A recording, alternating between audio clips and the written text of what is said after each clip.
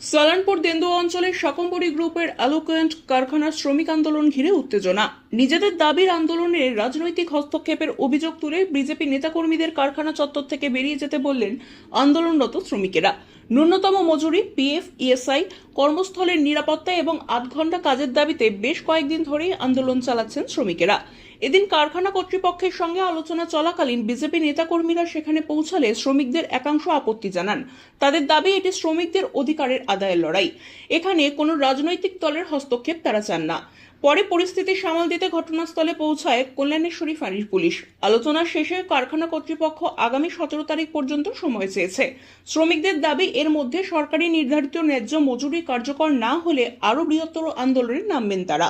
শ্রমিক নেতা অমর মাহাতোও জানান, এই আন্দোলন সম্পূর্ণ শ্রমিকদের অধিকার আদায়ের লড়াই, এর সঙ্গে কোনো রাজনৈতিক রং জড়াতে দেওয়া হবে না।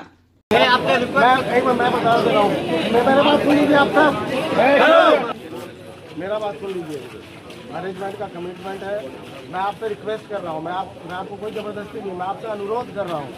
आप लोग सब हम लोग एक साथ काम करते हैं, एक जगह हम लोग काम करते हैं, ठीक है, एक ही घर के लोग हैं हम लोग। मैं आप लोग से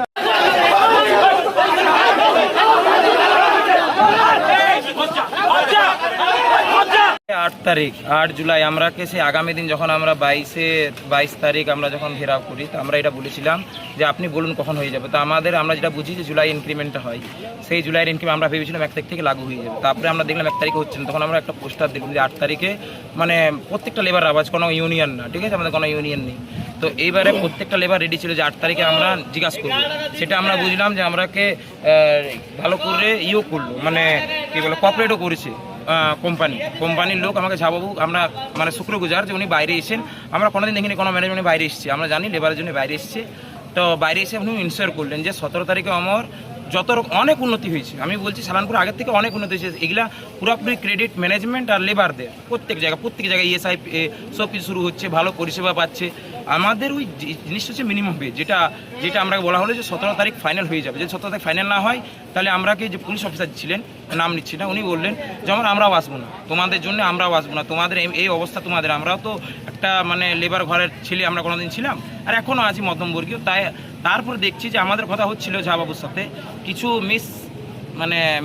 মানে যাকে আমরা অ্যান্টি সোশ্যাল বলতে পারি, কোন পার্টি ছিল না বাড়ি ছিল আমরা জানি না, আমি বুঝতে পারছি না। আগে যে আমাদের ডেটটা দেওয়া ছিল সেই ডেটটার কোনো মূল্য হলো না।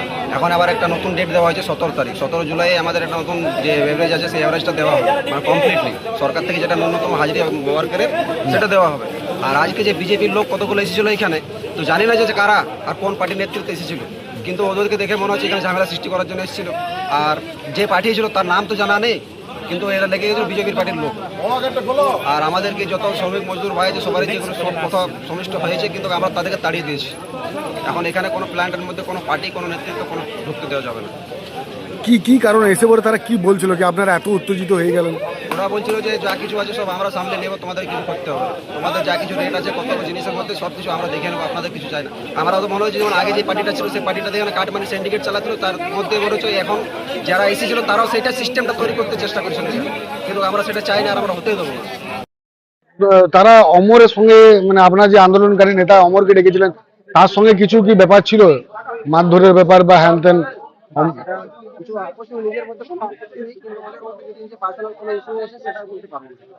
আপনার নাম এবং পরিচয়? আপনি এলাকা ইন্ডিয়া কাজ করেন?